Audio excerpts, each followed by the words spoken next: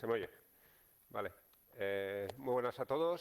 Muchas gracias a la Rutez por haberme dejado venir aquí, ¿vale? Y muchas gracias a todos vosotros por asistir. Thanks to all of you, Esta and no va a thanks ser to una charla. Rotet for inviting me. This is not going to be a technical talk with cryptography. This is a talk of a real company and what we suffer on our day-to-day activities. My name is Eneko Astorquiza.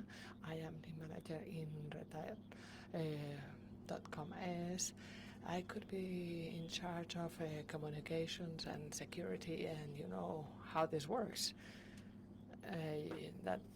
And the good thing about this is that the bucket stops with you. So the talk is security challenges in the sector of sports bets online. We thought we would give it another title, more appealing one, because I know that I see a lot of you here, but the title that I planned was how to win over the sports bets companies, and this would be full event. So to give you some context, I'm going to tell you who we are for you to realize that we are a small company. Yes, it was not working, but if I don't connect it to the computer,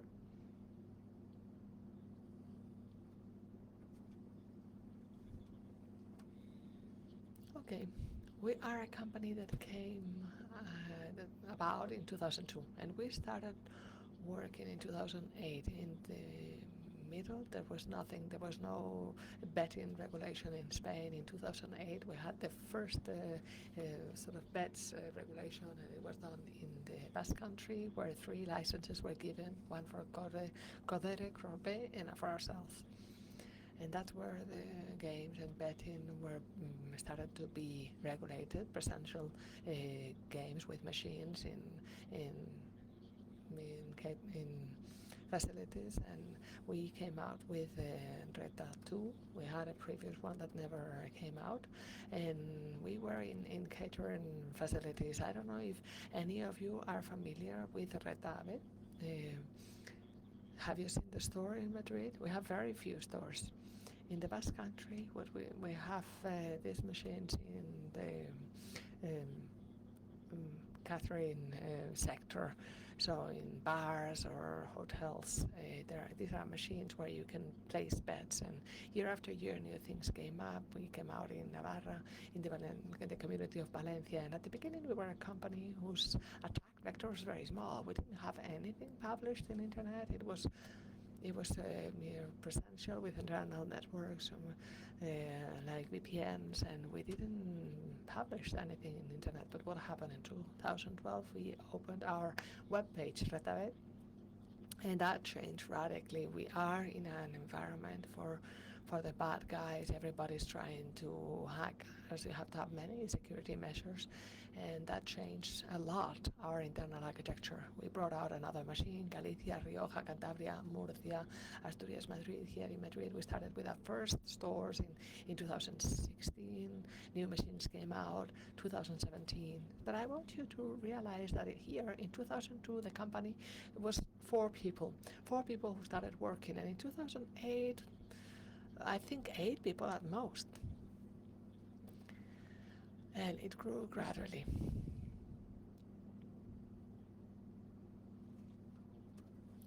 So what are we now? We are over 150 employees, and the whole of our staff are hired by Retabet, even those who are going to make the collection to the machines. And so the ones in the stores are also part of the staff. This is our idea of a company. We want to own it, and the average age is 29. In the technical department is 29 years, so I'm old in that department. Many people with university degrees and 6 years of experience. It's a young company. As I was saying, it really started working in 2008, and not so much time has gone by, 10 years, and in 10 years everybody new who has joined are young people.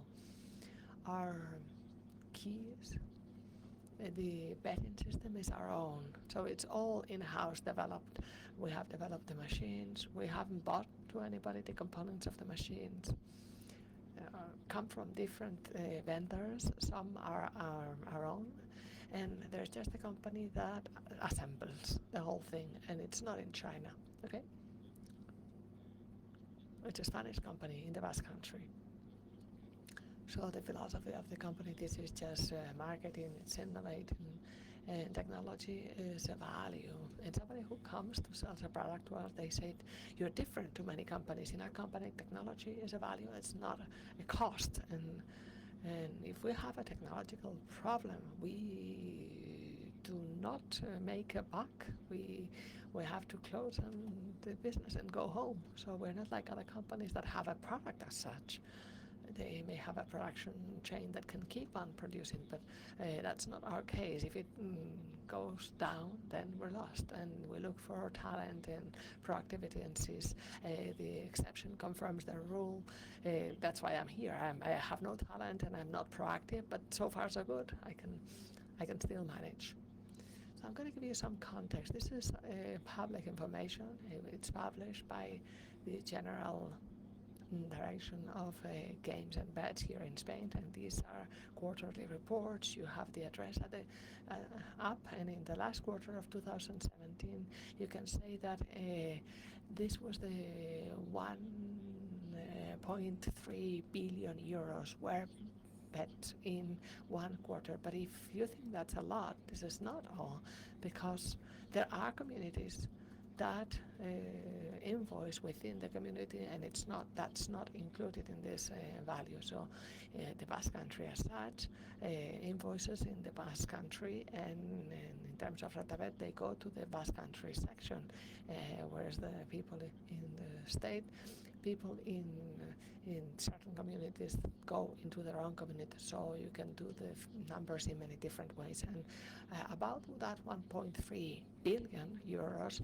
the gross benefit is 103 million euros, so it's about 10%, and you can look at the curve of the profit, and it's been going up like the Bitcoin value. So there are more and more bets, and it's a growing activity, and that is a problem, because to set up a betting company, the different authorities define certain rules. But if you look at them, what do they ask from us? They don't ask for this.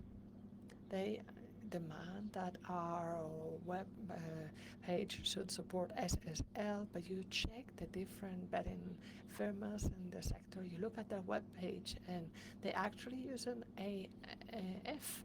How can you do that? Is it about changing two things, or in the WAF to change the certificates or the web servers, whatever? Mucho de esto. I'm not going to talk much about this, because in the public sector, this type of thing, of finding Fs here, is very common. What else are the bodies requiring? Not just ISO, but also different security measures, passwords, backup, the usual. And many paperwork, lots of paperwork, all over, lots of documents. But as we all know, meeting the requirements doesn't mean being secure. The requirements requested from us are rather to make sure that we have the necessary measures to give a service. A safe service, but they don't focus on the secure part. Some things are useful. For example, having a plan for recovery in the face of disasters. We all know that when a company begins working, this is a plan. This is the first plan of any company. And they develop it here on. So what do we see? If we look at what we can see in a given day, we can see all these things. We have many SQL injection attacks, access to different routes, more SQL injection. We have attacks that do not meet the protocol, attacks to many vulnerabilities. And before I connected, to add something else, and yesterday 11 million different IPs were connected to our environment. And and I have taken out the IPs that have tried to access our website. And eventually, in some speeches they talk about autonomous systems, and these are usually large companies who are an autonomous system. And we're from Bilbao, you know. We have all the IPs. But you see all the people around who are attacking you all day long, and half of those 11 million IPs are attacking us, scanning ports. We find anonymous proxies. We connect stolen IPs. There are many sorts of IPs that are continuously looking at what we've got there to then publish it on the internet, and if we have any vulnerability, they'll attack it. And eventually, find something important here. And everyone needs to take this into account, and you'll have this in your security. There are many attacks coming from IPs that are known as malicious IPs. Your filters, please filter the IPs, and I'm sure that they will not fail usually. The ones in different malicious lists IPs need to be taken into account and cut those off, and then they may attack the rest. The problem is that we find some continuous insecurity all day long. Why? Because anything may affect us. May be affected by internal errors, by development errors. A development error may mean that our system crashes. Why not? And I'm sure you've experienced this, right? I'm sure someone may have done a development like a query SQL, badly run, there are no indices, and the database just goes mad, and the whole environment is super slow. On the other hand, traders. Our sector has a figure called trader, and just like in the stock market, we have traders who look at what to bet on. We have another figure, which are the traders who review all the matches, so to say. They look at the different possibilities of bets that exist. They check that the data are right, check in with different sources, and they act on those. And they also check if the bets of the users are right, but they don't do anything weird. And they also check the information that we receive for a bet, to place a bet, because sometimes that information is bad, and I'll tell you about that later on. And then my security, the location of the machines, and we have machines in different places, in halls, shops, bars. The shops are ours, and there we have more control, but in the halls and the bars, which kind of control do we have on that? None. Someone could come, do something on our machine, and we cannot do anything. And we also need to take into account that may be a bit problematic, because the machine has money inside, so the fact that there is money may be bad for a bad. It's like with a slot machine, someone comes to take the money. Someone may come to take the money. Without machines, they're not going to try to breach our software. There is money. The first thing they want is to take the money or to take the machine if they cannot open it, which is something that has already happened. The internet is the worst, because that makes you spend more money, spend a lot of money, just in case, usually, and you're still as insecure or as non-secure. Some people say, well, look at the attacks, but the most simple thing is what may harm you the most. Domain protection. Okay, let's not think that someone might steal our domain, retabet.ts or whatever, because we've seen it in some suppliers. If they come into my domain and they change the DNSs that my domain is pointing to, they're collapsing me. It's happened to us. We've had some suppliers whose services we could not access, and when we go into the website, we see some advertising. We look at their DNS, and they were pointing to named servers for advertising. And when we talk to them, they're like, okay, somehow they went in, and in their registrar they changed the DNSs this is pointing to, so they cannot give service unless they manage to get that domain and change the data. And for 24 hours they're down without being able to do anything. Being down for 24 hours is a problem for us, and every place has different regulations. There are some more less harsh regulations. Some of them tell you that you can only be down for a few hours, and if you're bad, you get a big fine. They could even take your license out, which is even worse. DNS, okay. So apart from the domain protection, DNS, what happened to Mirai when half of the internet was paralyzed because they attacked some servers? Well, that could affect anyone except for the porn industry. They're the only ones who know how to do it, who know how to protect from that. With 2 DNSs, a known one and a less known one, just in case you can get away with it. And then DOS attacks, that may be internal or external. Bad programming may mean that it does something weird, and it can get messy. Or the typical DOS attack, typical TOS attack, such as the F5. If you press F5 for a while, you see that our website keeps going worse and worse, and then if you stop F5, you could not go in. The server memory goes up and it stops giving service. That's a DOS attack from a single piece of equipment. And in some pages this can be done. A DDoS attack that happens on a daily basis, every single day. Earlier I got an alert regarding an attack of DDoS, I don't know with which vulnerability, for IoT systems, and that happens all the time, as well as directed attacks. Do you know what's bad here regarding these attacks? That we do not know that we're experiencing them. Earlier I showed a picture where it said, okay, all these attacks that we're having, but I don't care about these. I care about the ones that do not appear here.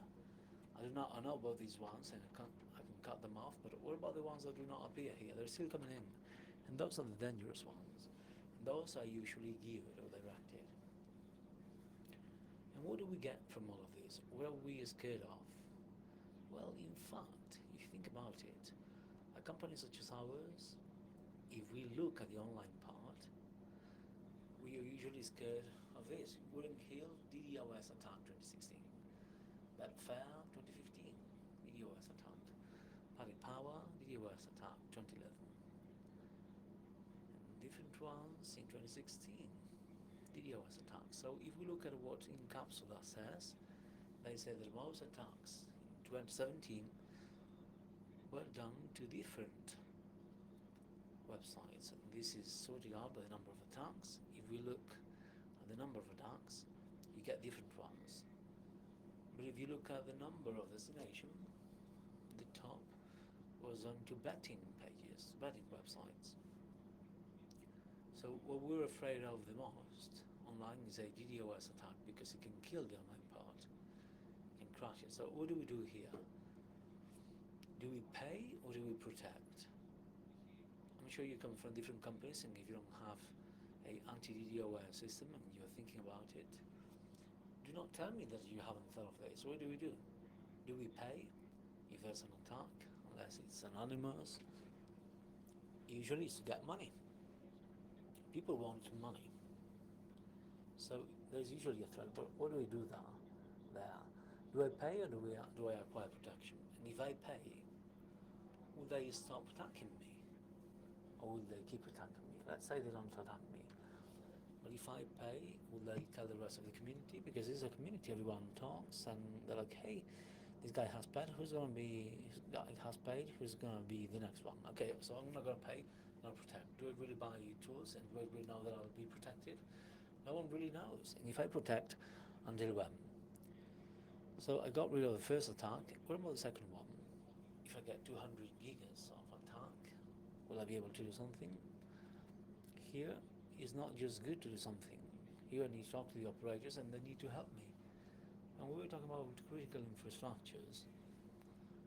Okay, that's good, helping the government and so on, but we are private companies, or most of us, and we could always be attacked. And if we are attacked for any reason, who are we affecting? Because it's not just our danger. If I'm an operator and I'm attacked, I affect everyone else in that operator. There could be a part of the private sector or in critical infrastructures, they will also be affected. So we need to talk to operators so that they work, because being an operator is risky. They bear a risk if we are there. But we're not just afraid of this. There's something that is quite scary due to how business works, which is regulations. At some point, a certain region could come and say, hey, you need to comply with this, otherwise you get out. And there's a bit of everything in regulations. In Valencia, we needed to set up 2 CPDs or 2 DPCs because they told us we need to have a DPC there. Everything was working, but in Valencia, Madrid, we need to set up a DPC. Okay, so eventually we need to set up DPCs and having security. Whenever you need to fix something, you need to do it here. Well, fair enough. And this may affect us. At some point we may need to close them. But we don't just need to think about the bad guys all the time. We don't just need to protect from the bad guys. As we have said, we have suppliers, and they're indirect attacks, they may attack us, and it's already happened to us in some suppliers. A customer of that supplier gets a denial of service attack, affecting the infrastructures of the actual service supplier, and indirectly that affects us. It may happen to all of us, or to any of us. And what about the feeds? I told you that we have 350 people, so we cannot have people playing every single match, because we don't just have matches in Spain, we have matches all over the world. Snooker, a bit of everything. So usually we have suppliers send us information continuously, 24 hours long, because in this sector there are 2 things. First of all, the bets that you can do. Well, today this will happen, tomorrow there is a match, and then the live bets. You can say, okay, the next corner kick will be by this team, and after that kick there's a new bet. So all the time there are price changes. If they close to the other team's area, it's more likely for that team to have that corner kick. So the percentage changes, and all that information needs to be given to us. What if it's wrong though? What do we do? I'm talking about things that have happened. Finished events. Some suppliers haven't said, well, this match finished. If they don't say that, in the infrastructure, you can still bet on the match. So that's easy. I go place a bet and I earn that money. Because no one looks at that, and the traders, 24/7, 365 days a year, if they don't look at this, this may happen. Or about wrong pricing. Sometimes prices are crossed or inverted. If you know that the Madrid is going to win or Barcelona is going to win, you may get the wrong pricing or the wrong names, and people use that to take advantage, of course. And then the speed of information treatment. This is super important. If I don't get something in time, if I cannot process it in time, if I'm getting saturated for another reason, or because the developer did something badly, and that information processing has been done by the developer, someone who may fail. So if I don't do that in time, that may mean that it's useless. So in development we may have bugs, betting logics. These may be controllable by my staff, but we have more things. The users are continuously looking for mistakes. And here, it may be a hardware or development problem, and some machines will allow you to bet for free. If that happens, you always win. You bet for team 1, team 2, sometimes you may lose, but well. And then we have the way of giving the service, of providing the service. Some people take advantage and they use attacks. There are social attacks. They can go to the store and do something with the shopkeeper.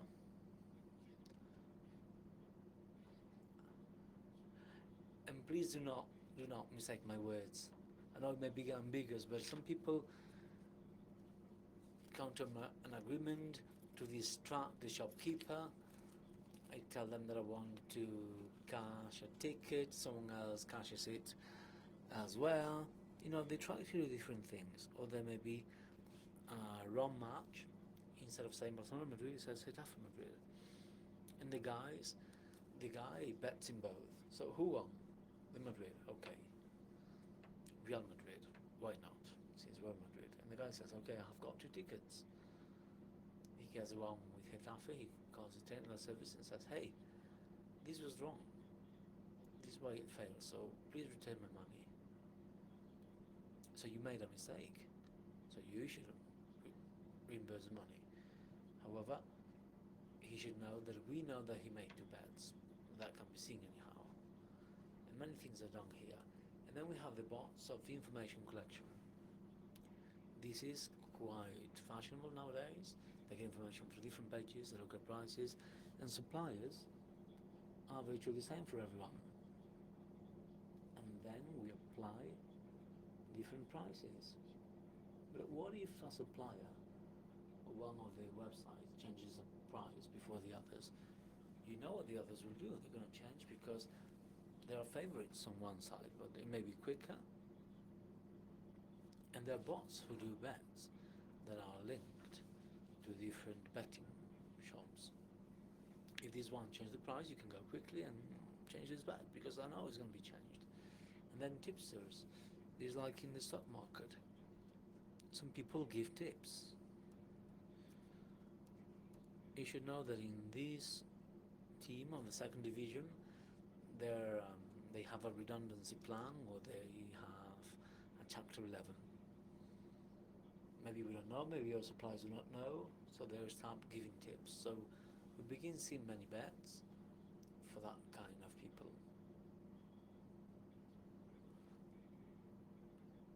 And we also have an important production problem, which is the identity theft. Believe it or not, this is quite a big problem, and we're talking about gaming here, about betting.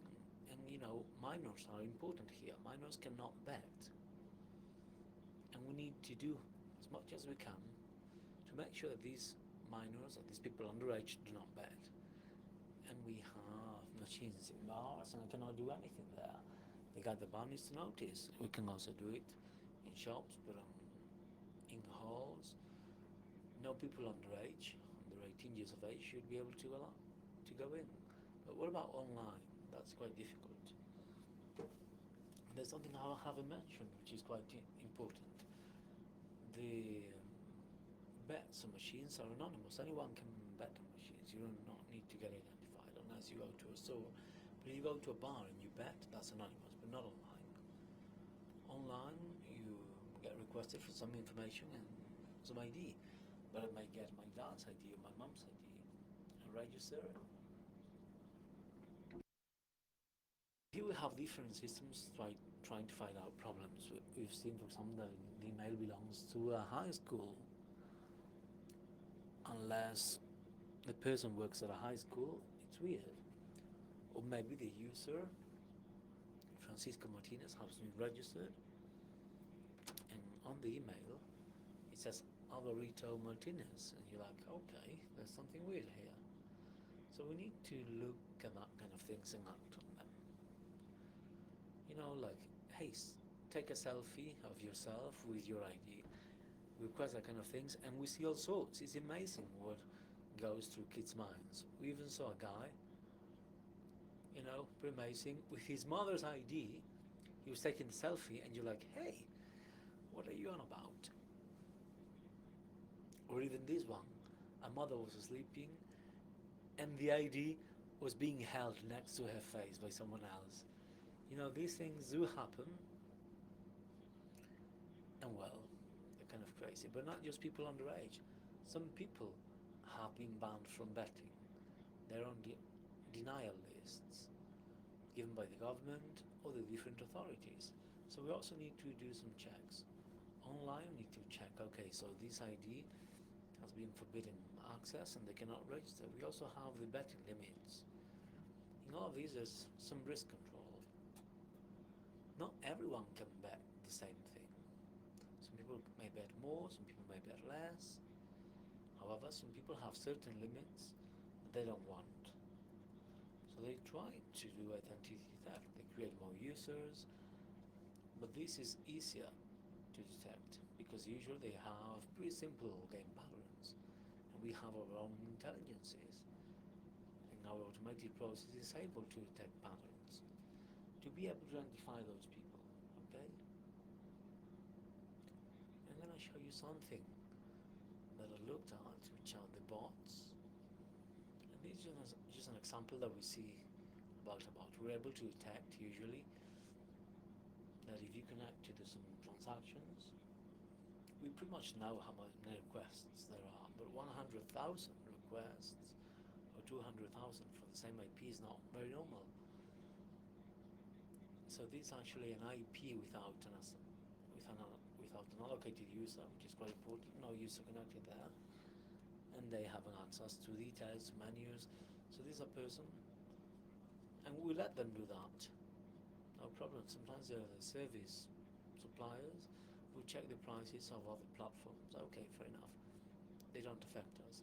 Then other interesting things, such as this one, are quite remarkable. They start little by little, but on the same IP you have 4 users. What happened there? And they only connect to the main page. They're not getting details or anything. This is usually something who is doing testing. So the first mistake here, it wasn't just a mistake, we haven't cut anything, but we know who they are. And here is their name. I have their login ID. I know their phone. I know where they live. I can call them and say, hey, what are you up to? But they're not doing anything illegal, at least so far. So once they start doing weird things, we put their IP on a monitoring system just in case they begin doing weird things. So protection measures. This is me here.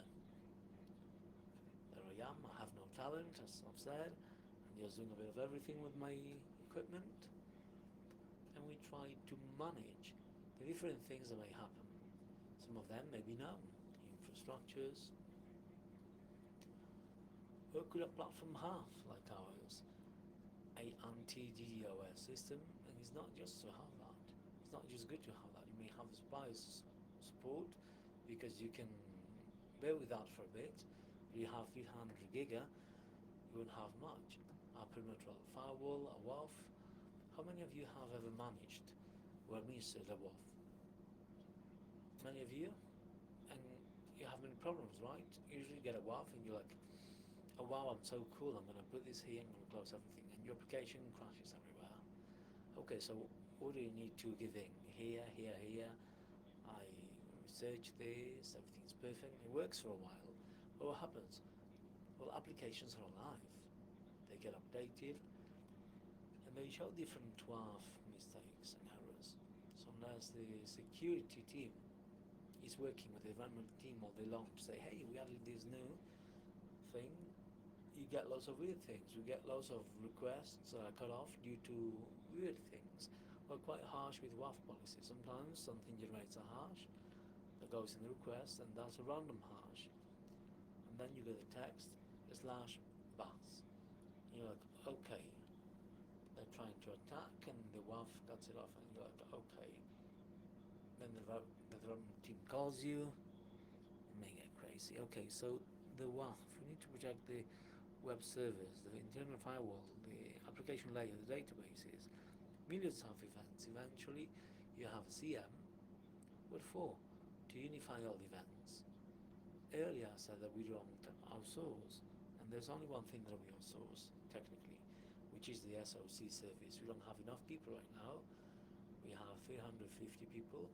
And I can assure you that most people there work in the shops, but technically speaking, we have a lot less staff than many other companies in the sector. We're small. Honestly, what are we invoicing a day? Some companies in the sector invoice it in less than 1 hour. And just in marketing, they spend more than our whole yearly turnover. And we need to take that into account.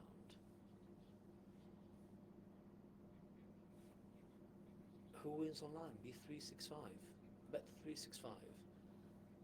They have the highest online turnover, and half of the companies who only do online, they're kind of breaking even because it's a very harsh market. What saves us? Our face-to-face market, the machines that we've had forever. Online, we have less than 1% of the market in Spain. And it still represents a lot of money, not less than 1%. So we want to less online. We want to grow online. When machines are another protection measure, what do we do with machines? We have locks. A few people who love playing with locks. And I'm sure that there are many people doing that in this event. We have done research to have smart locks, where intelligence is not in the key. Intelligence instead is in the connected lock to register or deregister keys to be able to open it. On the other hand, we have a millimeter and a half sheet. When some people go to try to open the machine, they take the machine because they cannot open it in the bar. Everyone will know. And we try to have no man in the middle. The communication router, we put it inside the machine. Every machine, except for the shops, is connected to an internet line. We pay an internet line to the bars, and the fiber goes into the machine. There's only a fiber outside, communications cabling, and we do that so that they cannot fiddle with them. Some of them have routers outside, and well, let's see what they do, but there's another problem here. What about if there is no DSL or fiber? What do you have there without broadband? Well, it plays a 3G. So with a 3G, even though we place it inside, they can come with different tools and make a mess. So that insecurity, if we go in with 3G, there it is. But a machine cannot do much. It's like a silly screen. It just has the money and the software managing the devices it has. The other thing is just a screen. So against our infrastructure, not much can be done. But not everything is infrastructure and machines. We are a betting shop. So we need to protect our bets. And bets have different elements. Betting type controls. If someone bets that A will win and B wins at the same time, something weird will happen because that's not normal. They'll lose money. So we do have controls looking at the type of bets. We have weird things, and we review the information coming from suppliers. If it's bad, they begin betting. And we also have dead man systems. These will be known with people who are in the industry. And how many of you know the dead man systems? Okay, so same thing here. If I have an open bet and I'm not getting the information in time, or I think that I'm not getting it in time, I do have a problem. So I apply a dead man system. And those bets have been already made, like I can't no bets. So that possibility of betting is not reliable anymore for me. I'm having some sort of problem. It may be mine, it may be the suppliers, but I cannot let people to continue betting. I have a risk system, launching a dead man system for that bet, and that bet goes down. Whoever tries to bet cannot bet on that bet. You know, the former bettors maybe took advantage of that. Automático de riesgo. Variables for automatic control of allowed risk. And when I heard that, I thought, great, but basically it's any bet has a betting limit. If I say that it's Barça Osasuna, then there's a limit of bets for that match, for that game. So it depends on the risk, and as the bets are filled, I get alarms, and I can say I can allow for more bets or not for one particular game, because I have to validate the risk. We have to take into account that everybody believes or looked at the betting companies. They compare them with machines for betting, but it's but we with betting machines or game, we do not keep a percentage, and there are no statistics that a roulette works that way. For us, there are days where we lose a lot of money when because sometimes there is a day in the league that we know who's going to win, and we lose a lot of money. But here the theories of the large firms of the large accounts. The thing is, there are so many bets that at the end of the day we end up winning. And I've shown you that in the last quarter, more or less, the benefit has been 10% of invoicing, 103 million euros. That's in a quarter. That's a lot of money. And then we have bet limits per user. We never get to those because there's the limit of the number of bets and the amount that you may bet, and you get to the money limit before you get to the bet limit, and then the limit in betting in outlets, because online you know who is betting, but in presential betting then you don't know who that person is. And I can see strange things that are happening in different machines, and I can set limits by machine that you cannot bet on certain categories. That can be done. I'm going to give you some figures about us. By day we have some 400, 500 live events.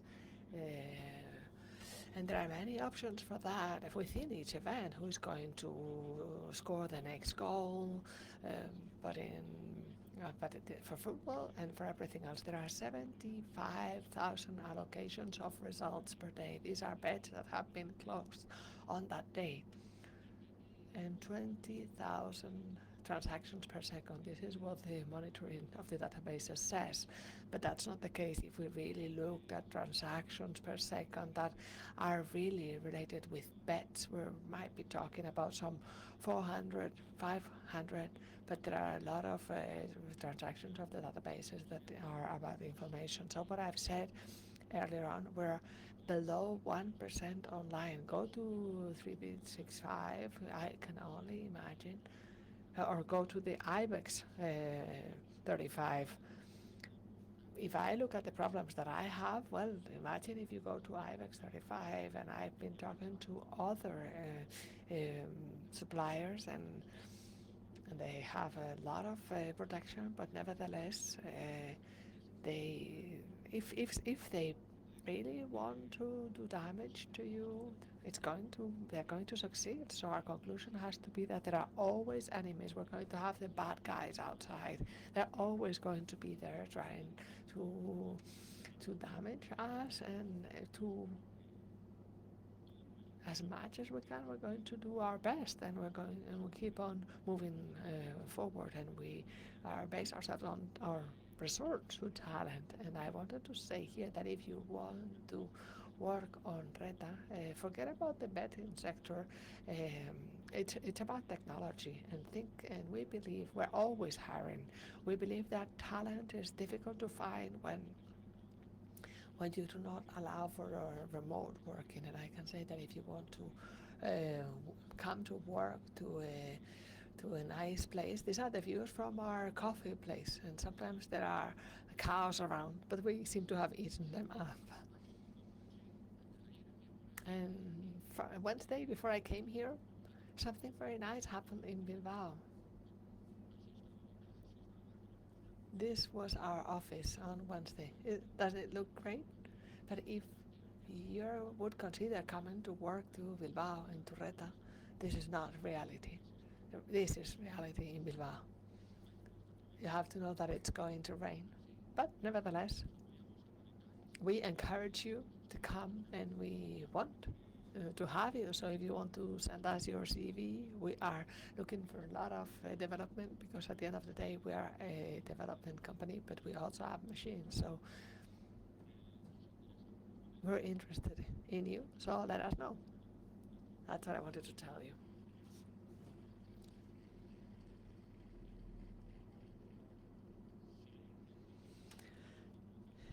If you have questions, I'd be delighted to take them.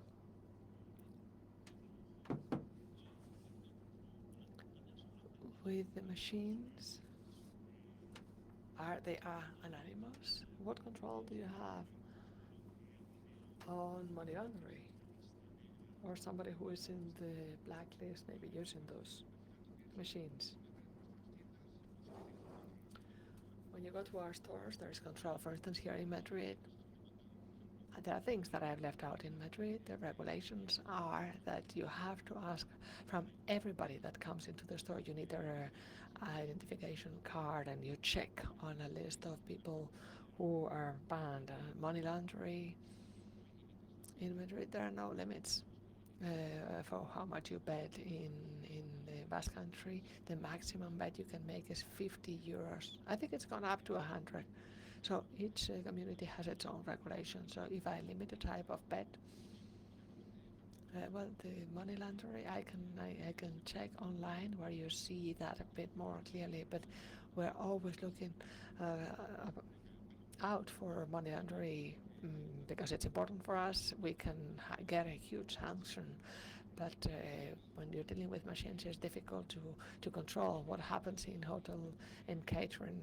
If a guy comes into a bar and they introduce 50 euros here and there, even if it's in the simplest bet, because this is all about probability. But if you look at a match or a game, and you're looking at Barcelona Osasuna, and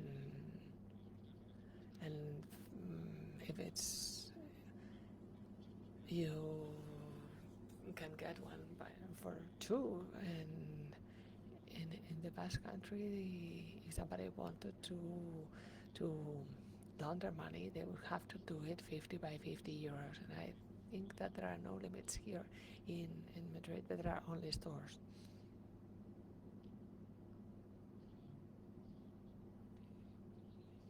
How difficult or how long has it taken you to adapt the CM platform to the the specificity of the sector of this company?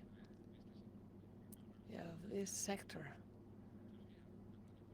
You're nasty. Well, the CM wasn't too hard to adapt. It is true that we have a soft behind, and we've had a lot of support. Before that, I learned how the platform worked, and with my colleagues, we tested all of the CM platforms available, and taking into account that we are very limited in the sense that we don't have a lot of people. When I say that there are few of us, we're really a small group. Other people can have twice as many resources with our own size. So we have assessed all of the tools. I think we assessed 7 different CMs, and which shows the one that gave us a greater versatility with less requirements, so easier to use. So integration, for instance, of all the events in the CM, that's easier. So I have like 3 different hats. That was the easiest. We've done a deployment in all our servers of ISLO agents with the same configuration, and you send them to the same 2 places, and then in all network devices the communication bits have the same, and at the end it's a single location, or really 2 locations where all events are received. And for instance, the first phase is to collect all events and test all the tools, and you start testing. That was simple. The logical part, which is what we're interested in, we're still developing it. The CM really has been working for a year, and in 1 year we've made a lot more information that we expected to get. But in CM you need somebody to be checking it all the time, and we're working on it.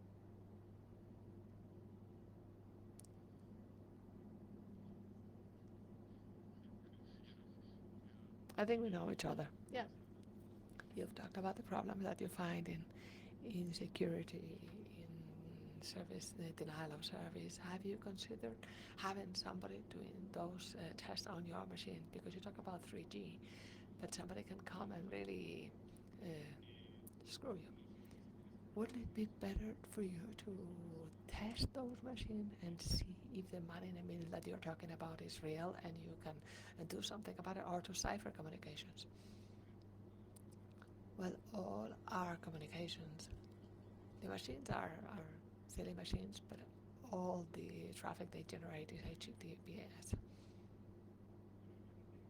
So for the man in the middle, when I only get a physical medium, it's harder. If they open and they start testing to get to know me, then we're going to know something else. But it's something that doesn't get to that. We are considering starting strengthening internally beyond having a SOC to strengthen the internal part. And we're talking about it, but we are a company which is very agile. We like to produce, and that's what really affects us. Everything to do with organizing or paperwork, that's harder for us. So we're a very agile company doing things, and it is something that we want to do, but we have to get organized to see how we can do it. And I'm the first one who wants that to be there. I want somebody doing internal audits, but right now we contract them. We have one external audit a year, just like in the web and everything. But yes, I would like to have somebody testing those things for me, and we can talk later. You have mentioned physical security.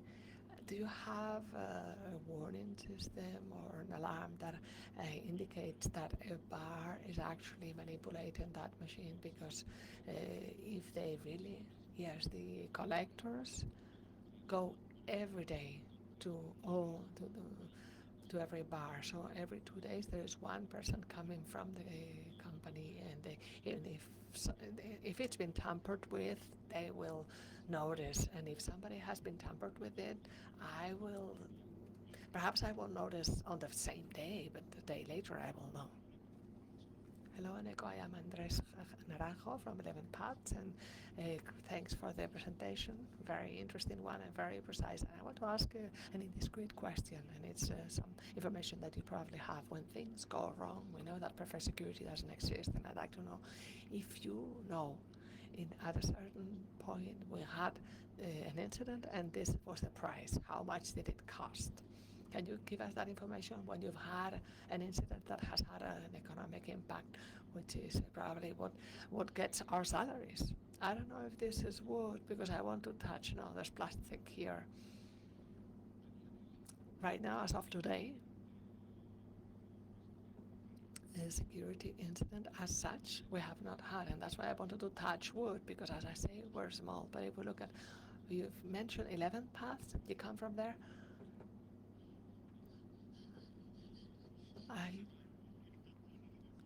The impact on 11 was 0. Yes, I know. In our case, we were lucky because WannaCry didn't affect us like it did affect you, but we are young and 34 Talibans. I said the service, there's no port 445 and the WannaCry and that sort of thing doesn't get to us. We've had no security incidences. We have had near misses, indirect attacks. Somebody has had a DDoS, but I am not aware that I've had of having an attack. But that doesn't mean that I haven't had, because how long does a company to realize? How long does a company to realize that they've had an attack? It's 2 years or 100 days, or yes, we have to redefine. We do not have credit cards, but somebody who actually uses through bots, through any information, internal information that they may have, or insider information that has had an attack, that has derived an economic impact. You must have had some of those. Yes, there are users that try to look for weird things. They want to get in internal. Some had insider information. There used to be a defect in our platform. We had applied a logic, and we knew that a condition could happen, and that was exploited. And that means that somebody has given information, and somebody is using it. Somebody who started betting and claiming bets and getting benefit from that. We've known that. But when we talk about a security breach, what can happen is that somebody can place a bet and get a bit more money because confidential information. You mentioned credit cards. We do not save them. We have external breaches, or so what you can steal from our information are DNAs or identity cards, names, emails, telephone numbers. I have more problems with suppliers that have shut something down for a while, and that's a huge loss for me. Having I don't know how many machines shut down, depending on what machines we're talking about, it's a lot of money that I don't. Yeah, that's what I mean. Yeah, in terms of losing service for a couple of hours, what's the economic impact? Yes, we've mentioned that, and the legal department is actually looking at our contract, because just like in machines, we have statistics of approximately what benefit we have from every machine. And if that machine is stopped for however many hours, I can guess how much I've lost, and the legal department is going to go into that and say, perhaps we can remove that from the fees that I have to pay for that. But for us, it is a problem, but the biggest problem is not that one. In the Basque Country, if our platforms goes down for 4 hours, we not only get a fine, but you may have the license removed. Do you know what that entails? That is huge. So the economic impact is, in that case, would be, you cannot estimate it. So I don't know how to explain that well. I am more into IT. We haven't had security incidents. It's more that the problem has been that we've been prevented from giving the service for a limited amount of time, and that means that we've gone after the X companies. I know, I'm sorry, we have no more time, but Eneko is going to be around. Yes, if you want to have to ask further questions, I'm around. I wish I found some chords in an order that is new. I wish I didn't have to rhyme every time I sang. I was told when I get older all my fears would shrink, but now I'm insecure and I care what people think.